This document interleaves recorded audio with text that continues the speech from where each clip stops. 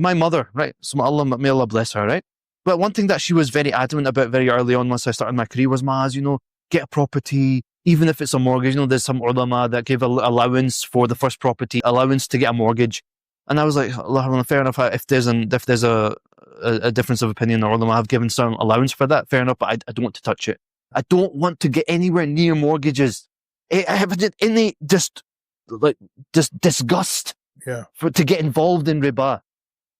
So I didn't do that, right? And then over my career, before I'd built my business and my investments had scaled, I would see many of my friends, like one of my very, very good friends that I worked with on a close basis, the best 2 years I ever had in my career as a dentist, when I was working in one place in Bradford, and one of my best friends was working in the room next door.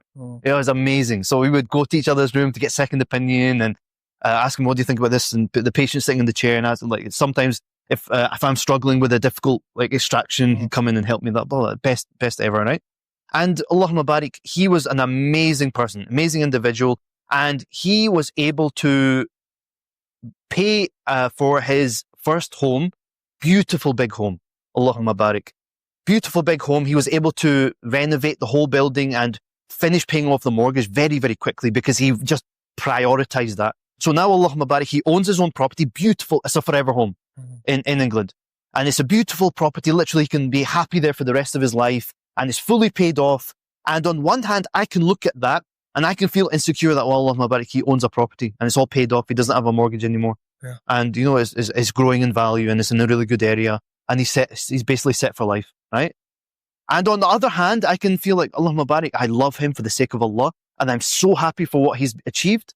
But on the other hand, if I had got a mortgage, I would be stuck in the UK. Allah. I would not have been able to do hijrah. Oh. And wallahi, I cannot tell you publicly about the blessings that Allah subhanahu wa ta'ala has given me. Wallahi, I feel so emotional when I think about this, because there's so much that I want to say that I can't say on publicly because I don't want to publicize it.